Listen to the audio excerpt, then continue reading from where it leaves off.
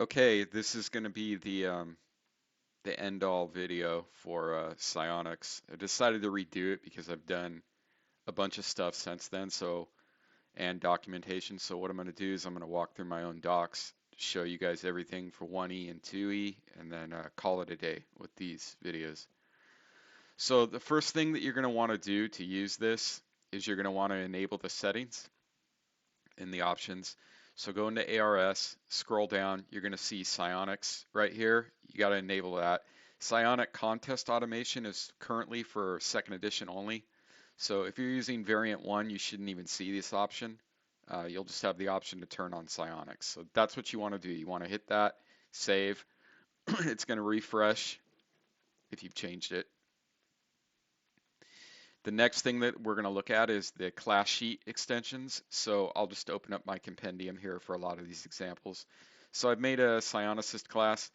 You're going to notice that there's a checkbox here when you enable psionics. Psionics is the name of the checkbox. If you turn this on, that means your class is psionic. So you could have a psionic fighter, right? So as soon as you turn this on, what's going to happen is you're going to get this additional power progress or psionic power progression table right here. Now, there's one thing that you should know. If you're doing this on an existing class, this is going to be all jacked up because it needs to get migration data. In order to fix that problem, you literally just need to back out all the levels and recreate it one level at a time. Because it has no ranking data for psionics. So if you've created a 20th level fighter and you turn on psionics for that 20th level fighter, it doesn't have any of the rank data. So when you scroll down here, you're just going to see a bunch of blank data right here for power progress progression. So in order to solve that, you need to back it all the way back up, remove all the ranks, and then restart over. I will give a macro for that at some point if that becomes an issue, but personally, I would just start by building a new class. Um, okay, so yeah, you have this.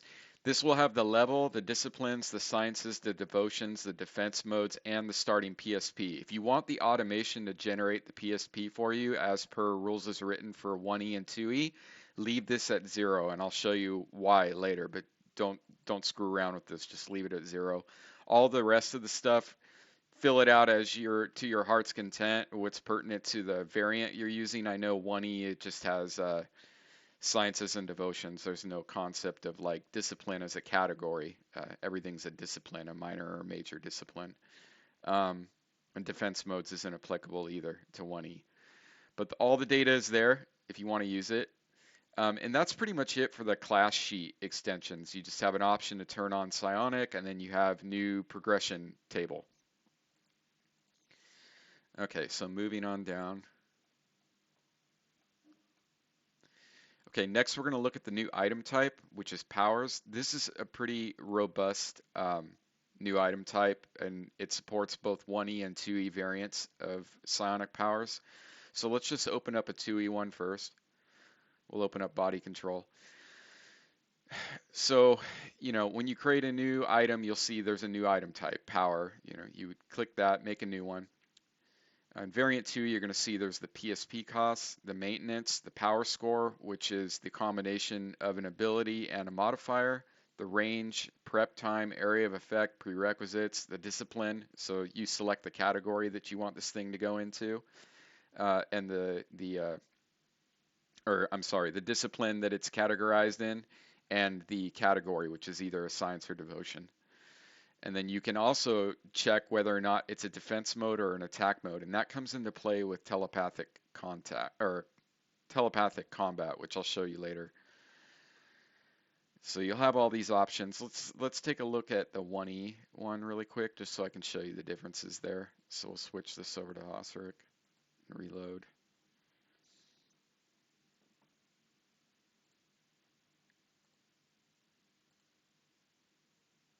And then we'll just go to a fill sound 1E because I've created two. So the first difference you're going to notice is there's two PSP pools. There's the attack and defense cost. The numbers that you put into here are what get depleted. The system will automatically eat your PSP up, whatever you put in here. So because the in 1E it's split across two pools, your attack and defense evenly, you would just fill it out 5 to 5 here. So if the total attack cost for the discipline they're using is 10, you would just put 5 and 5 in here. Maintenance.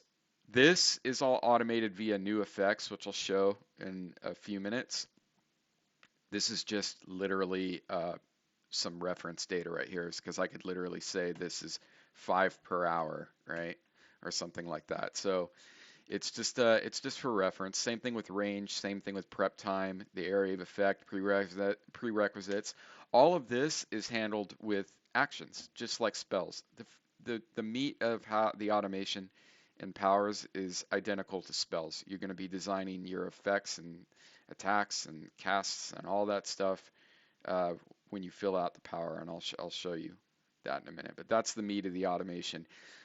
The automated part here, really, in both 1E and 2E, is the PSP cost. And in 2E, it's also the power score. So I'm going to switch back to 2E.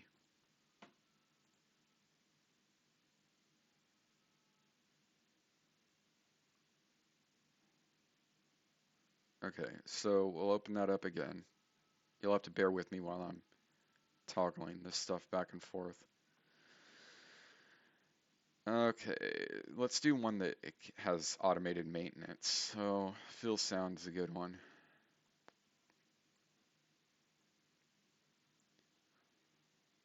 Okay, so what I've done here is in 2E, everything is based on chance, right? You have a power score, and this functions exactly like an ability check. The goal is to get under this number. So in my case, it's my wisdom -3. I got to get under that number. So what you do to actually trigger an automated power roll, that's what they call it, is you create a cast effect. That's it. Just create a cast action. I named it Fill Sound. It has no save. That's it. That's all you do. Just create this, save it. Um, so when I use that, which you'll see in a minute, it's just going to do the power roll for me. Now, as far as the effect, this power actually supports holding on to it. So they call it maintaining the power, and it depletes a certain amount of points every round. So this will go into the new effects that I've made right here. Let's scroll down. So if you go into here and you type in psionic, you're going to see a bunch of new data points. You're going to see closed mind, PSP base, the value, PSP attack base, PSP attack value, defense base, defense value. Those are all 1E related. You'll have access to all that. But additionally, on top of this, I've added several new ongoing effects. So a lot of you already know how the ongoing stuff works. So I'm not going to go over that. But what I will tell you is that there's two new types. There's PSP maintain and PSP recover. This functions just like everything else if you've used the ongoing effects. The only difference is that in this case, it knows specifically what you're doing. You're talking about maintaining a power, or you're talking about recovering. You could literally design effects for the different rates of recovery for PSP because they're all over the place, right? And as the rules is written. So in this case, Feel Sound is every round it is eating up 3 PSP points. So to maintain this thing, I've set the rate to 1, and I've set the cycle to round, and I've set the formula to 3. And that, so put in PSP maintain in here, and every round that once I apply this effect onto my character, every round that I'm cycling through the combat tracker or just advancing the time, it's going to eat up 3 points.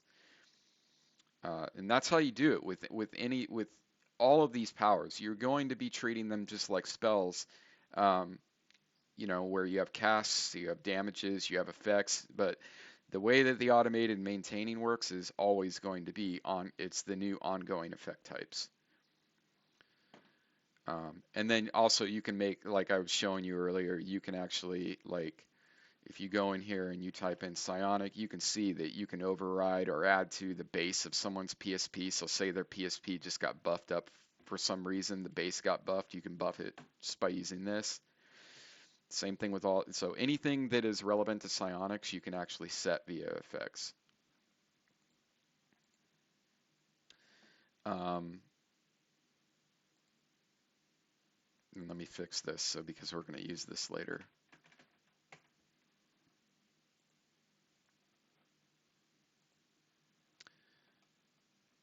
Bear with me here.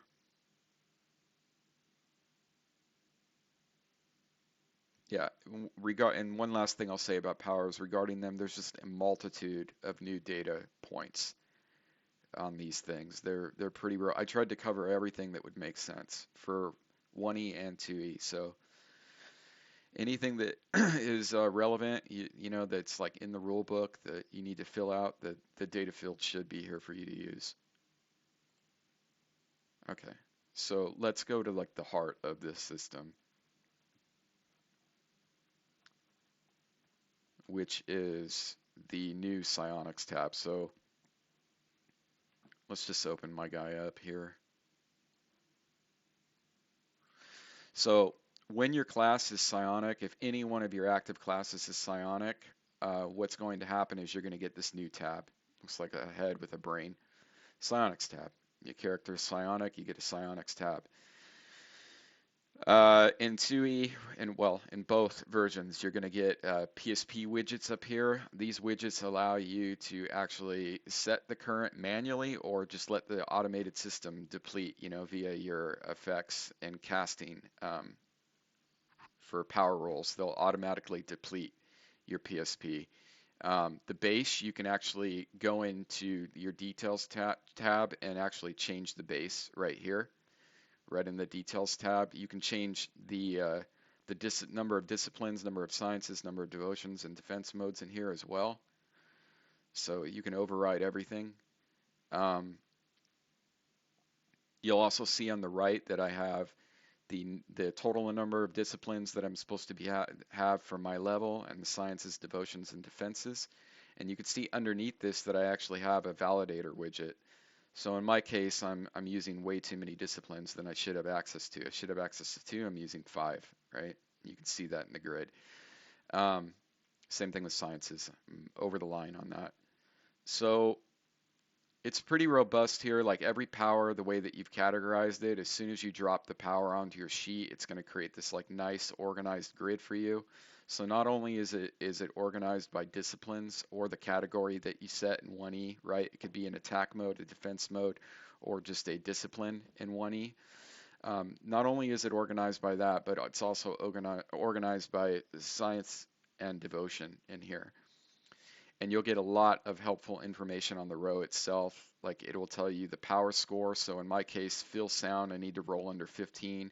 It'll tell you the maintenance. It'll tell you the PSP cost. So I support formulas for maintenance and for PSP costs. So I put feel sound at costing 1 die 4 points of PSP per round.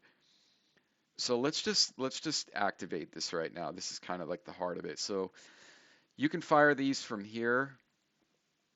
Let's put them in the combat tracker too so that we go through the full stack. We'll just end combat, sorry. So you'll be able to roll initiative with these things. It's literally just a flat D10. There's no modifiers. There's no casting time modifier like there is for spells, but it's just a convenience, right? You can just click on this and actually roll initiative with it. You're going to see like a lot of robust chat too when you use this. So we'll roll for Feel Sound, and then I'm going to try to use it. So in 2E, like I said, when you make these powers, you're going to want to make a cast, whether it's 1E or 2E. This is what triggers you to actually use the power or attempt to use it. In 1E, there is no attempting. You just get to use it. So I'll click cast, and you're going to see the power roll. Failing. I'll just do it until I succeed. So you can see in both cases, it'll tell you I'm using Feel Sound. It'll tell me or tell you the cost, and it will tell you the maintenance cost. And you can see that it actually depleted the PSP over here in the widget.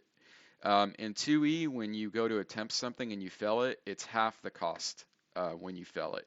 You don't lose the full cost of PSP. You lose half of it. But obviously on succeeding, it takes the full cost. So you can see in my case, I went from 79 to 77.5 because it's a one die four. We should do a static number so that you can see it easier. I'll just use detonate right here. So cast, and you can see that detonate costs 10 points, and it just automatically subtracted 10 points from my PSP right there. Let's do with fill sound. Let's just say the same round. I decided like I'm going to be holding this indefinitely. So like I was telling you earlier, you can make those new ongoing effects. So I'll just apply that ongoing effect. Now notice how when I applied that to him, you see this new grid pop up, maintaining an ongoing. Everything that you are holding on to or any ongoing effect pertinent to or relevant to psionics, it's going to load to this grid right here. So these are just like every other effect. Like you can even go into the effects grid and you can see it in here. But you don't need to go over there because if it's related to psionics and you're holding on to something, it's going to be right here in this grid. So we're going to be holding on to fill sound indefinitely. Don't need to roll for it again, and we'll just cycle through the rounds. Now watch the PSP meter as we cycle through the rounds. There you go. Every round it's doing 1 die 4, and it will tell you too how much has been depleted. Because it's variable, I put the cost at 1 die 4. You can see that it went 4, 1, 2, 4, 2, 2, 1, and it will just keep depleting that until you turn off the effect. You can turn that off just by deleting it right here. Another thing, a lot of you guys, you psionic people, know about the attack and defense modes. It's really hard to automate that. It's telepathic combat, but I've done a few things and I'll go over them right now. So the first thing is if you create all 5 of the attacks and all 5 of the defenses, you guys know what they are. They're in the books. You have to spell them correctly. It doesn't matter about white space or special characters. I strip all that, or case. It's not case sensitive. But it's going to look specifically for Psychic Crush, Intellect Fortress, Mind Shield, all the 5 of each attack and defense. They're the same in 1E and 2E. If you create one of those, like in my case, I created Intellect Fortress for a defense, right? We'll just look at the power. Notice how I checked that it's a defense mode. It's important right here. You're going to want to do the same thing for attack modes. In 2E, they're all telepathic. These are all telepathic powers. Okay, so what I'm going to do is, let's just say I wanted to put up Intellect Fortress. What's going to happen is it's going to roll, because it's 2E, right? Initiative, and then we'll cast. Man, I'm just great at the rolling 20s for these power checks. Okay. Notice how when it succeeded, I didn't need to apply an effect to myself. It just added this effect, active defenses right here. That's part of the automation. If you have a defense mode power and it succeeds, or you activate it, like in 1E, you just activate it, what's going to happen is it's going to create the effect programmatically. You don't need to design one in your actions. It will create it programmatically and it will add it to this active defense grid. On the active defense grid, you're going to see the name of what you have up. So in my case, Intellect Fortress, and you're going to see the amount of time that I have been holding on to that, which is important for some of the rules. So you can see if we're cycling through here. Okay, no, I've been holding on to this for 9 rounds. So I'm going to put my PSP back up to 79 manually right there. When I hit 10, it should say 1 turn. Yep. So it tries to give you the most concise time right there, in elapsed time. So I've been holding on to it for a turn at this point. And you could see the whole time it was draining the PSP for the fill sound, which I'm holding on. And that's the thing, is you can hold on to X number of powers at the same time. You can only activate 1 per round. But you can hold on to, I mean, in theory, you could hold on to as many as you wanted to. So yeah, so you'll put that up, and that's important for tracking whether or not, how long they've had it up for. In 2E, it's especially important how long they've had it up versus when someone attacked you. So let me read through the docs here, make sure I'm not missing anything.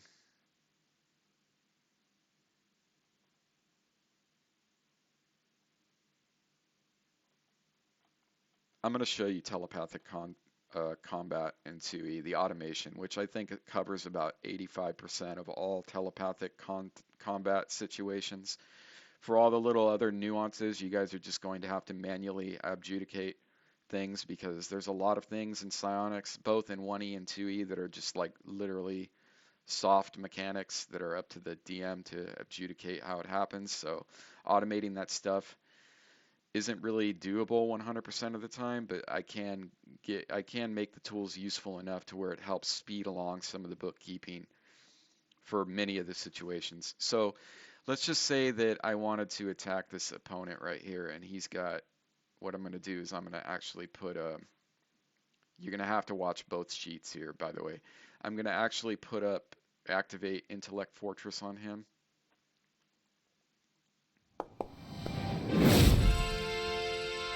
Okay, so he's got Intellect Fortress up, my opponent. And I am going to, and so do I. What I'm going to do is I'm going to attack him with Psychic Crush. So target him. You have to target him. Psychic Crush, Initiative, Psychic Crush, Cast. Okay. Again, don't need to, you just make the cast effect. Now, if this passes, I seem to fail every first roll. When it passes, watch it happen. Okay. Let me open up his sheet. Open up my sheet.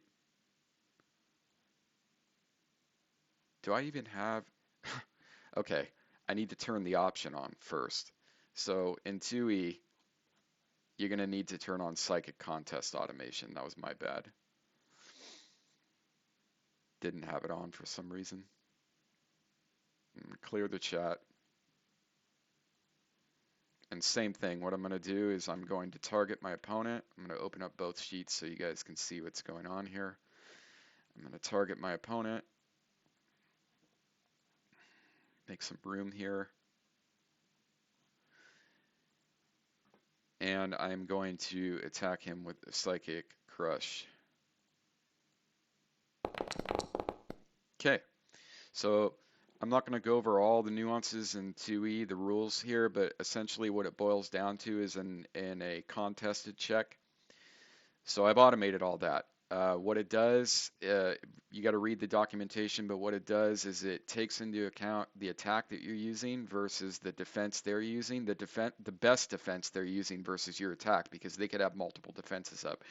So if you attacked it with Psychic Crush and they had 3 different defenses up, it's going to use the best defense they have versus Psychic Crush. So you can see that my Psychic attack failed. It's going to give you the breakdown. It'll tell you the check difference, right here. It'll tell you all the details of the rolls, and you can see that I failed. Now watch what happens when I succeed. I'm just going to keep spamming it until I succeed. It's going to keep giving me all the details. Eventually I'm going to succeed. Okay. So that time I succeeded. Okay, so a tangent is established. Notice how on my sheet, I'm actually attacking myself. So but it's the same thing. What's going to happen is on my sheet, you're going to see now that I now have one finger tangent. Now I'm going to keep spamming this until I get full contact.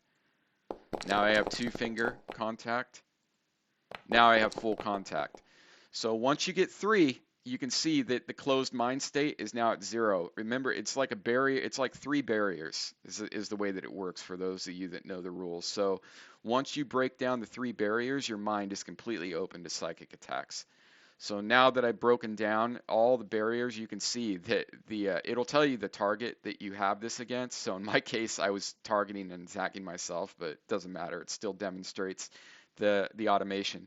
So it'll tell you got telepathic contact, what type, 1-finger, 2-finger, or full contact, the elapsed time that you've had that contact, and your opponent. And you can do this to any number of opponents. Let's just say that the fight's over and I want to end. All you need to do is you just need to go up here and click reset, and it will reset your closed mind state back to normal. Notice in the new effects, if you type in psionics under effects, you're going to see closed mind state. That new property is particularly or is directly related to this right here. So it's three barriers in your head, and they get broken down with each subsequent psychic attack. So that's how the automation works. And like I said, the chat card will tell you all the details of the opposing roll. It's a low, the highest lowest roll better type of contest. So like you're both trying to get under the target number, right? But you're also trying to get as close to the target number as possible. So that's why the check difference is important here. Um, and that's how the automation works with telepathic combat. I don't foresee it getting any more or any better than this. I would say it's already janky enough because of all the moving parts. But I think it works really good, and it's going to cover most use cases with telepathic combat. One thing I forgot to show earlier is NPCs. And I'll just go over that real briefly. On NPCs, if you turn on psionics, you're going to get this new psionic checkbox here at the bottom, and the same thing. You got the exact same tab. You got all the same options as actors. You can go into their details and change things, the base of things. So it works. It's functionally exactly the same, except that it's not on the class itself. It's just on the actual NPC object. So you just switch it to is psionic. That's it. That's how that works with those. Okay, let me go through there. Okay, so let's do something really quick. I want to show you some of the automation for creating a new psionicist. So what I'm going to do is I'm just going to remove the psionic class. Oh, before I do that, I'm going to reset his stuff. So 1 second. Just change his base right there. Okay, so we'll remove this. Okay, so I'm going to show you 2E, and then I'm going to show you 1E. So I'm going to take my psionic class, I'm going to drop him on here.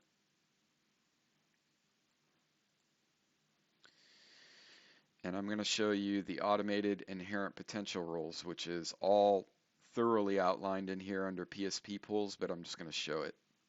So what it's going to do is the first level, it's going to generate my base PSP, and every subsequent level, it's going to generate how much PSP I get, per level, and it's all based on the rules in chapter or table 5 of the complete Psionics handbook for variant 2. It's a table, there's a lot of little moving parts with it. It does all the rules flawlessly. So when we level up here, it's going to show you the card. It's going to show you it just calculated my inherent potential. Because my wisdom is 18, I get a base of 26, and because my constitution is 16, I get a modifier of 1, leaving me with a total of 27 PSP. So you go over here and you can see that. Now when I level up, I got an additional 13 because the base modifier for wisdom is 3, and then you add 10 to that. Every time that you gain this, you add 10, and so I gain an additional 13. So go back up to level 5 here. And I should have 79. 79. Okay, let's show it for 1E. The 1E one is a little bit more complicated. I actually have 2 macros that I've included in the compendium pack where you can do it manually. But let's just switch this back over to 1E. Lots of switching back and forth here.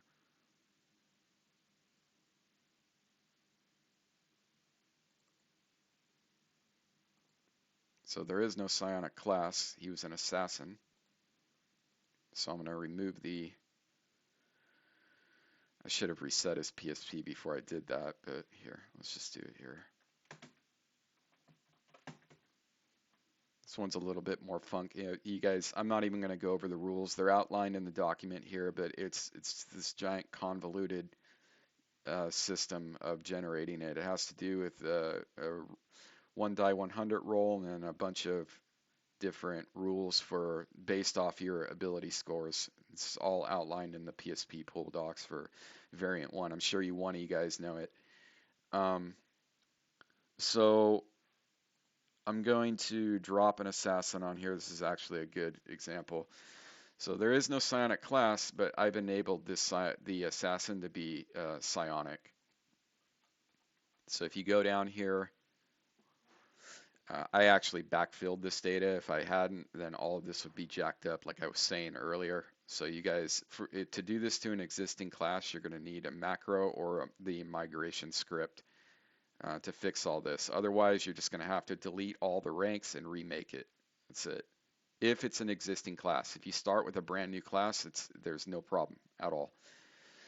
So I backfilled all this data to zeros. I'm going to leave the PSP blank. That's important for both 1E and 2E to get the automation to kick in. If you put a value in there, it's just going to use the value that you put in there. It's just going to override it. So we're going to level this guy up. I'm actually going to switch to chat so you can see this. We're going to level him to 1, and it's going to give me my, what's the verbiage? Psychic. I think it's psychic ability is the total value, and psychic strength is the, split across your attack and defense. It's your psychic ability divided by 2. It's like, so, all right. So we're going to generate this. You can see right there it's doing it. So here we go. Psion 1E psionic strength. So it's going to tell you all your abilities. It's going to say that my base psionic strength is 10, and then I rolled a 92 on the 1 die 100 for a total of 102 psionic strength points. My psionic ability, which is that times 2, is 204. It's going to tell you all that. I actually also have a macro that does exactly the rules in the book to find out if a character actually is psionic. So that's not part of the UI. That is 100% macro material and up to the GM, but it's included with the bundle. So that's how that works. And there is no, when you level up, there is no increasing psionic points in 1E. But if you want to have that happen, again, you can just override the class right here. You can actually like put in like say you wanted him to increase by 20, you could put 122 in here, and by the time he hits 6th level, it would override it to 122, because that effectively is an override. It's not adding to anything. Okay, let's see if I'm missing anything here. Power rolls, we've gone over that. I want to show you yeah, I probably should have shown this earlier, but in 1E, you have, I split it into 2 fields rather than do all the convoluted bullshit that comes with, having there's the disciplines, which is the cost divided by 2. I left it all up to the designer. And the path of least resistance and all of this was just splitting it across attack and defense PSP, because at the end of the day, that's what it really boils down to. It's just those 2 pools, right? If you're using a discipline, it's splitting the cost across both of those pools. Well, you just design your power in that way, and that's why you have the attack and defense costs right here. So if it's 20, you just put 10 and 10 in here. And there you go. The automation will just kick in and use it just like every other thing. It will just deplete the power. Let's show using a 1E power. So I'm going to use detonate. Cast, you can see there is no roll, so it'll just tell you I've used 10 attack, 10 vents, and there is no maintenance cost. I'm gonna spam one of these until it's out, because I want you guys to watch the.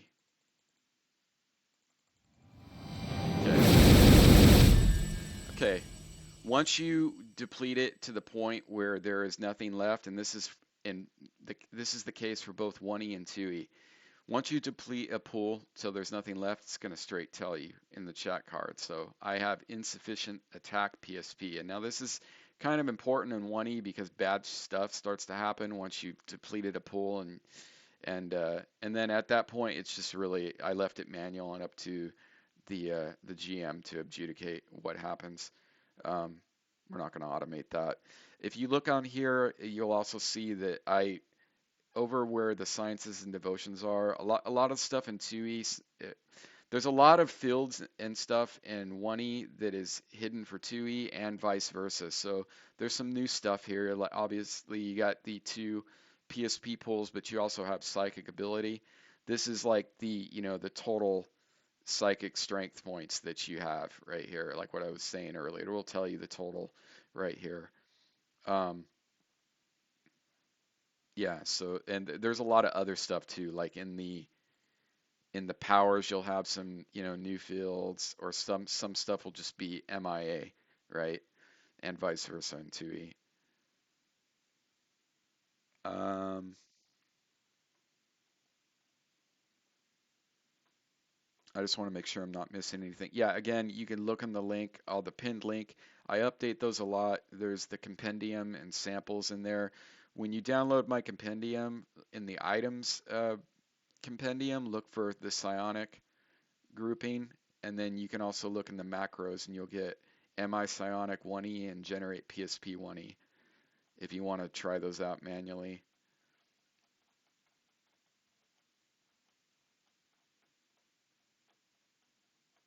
Yeah, the documentation is really thorough. So chances are between this video and reading through this, everything that you want answered will be there. That's pretty much it. That's what I'm going to go over right now. I think it was kind of a fast overview, but I wanted to do another video because I had changed a lot of stuff since then, um, like adding 1E and then I've done a lot like some various PSP pool automations. So just let me know if you have any questions. I hope you guys enjoy. This should be out fairly soon. I'm going to meet with Mike this week and then we'll try to get this thing out. All right. Talk to you guys later.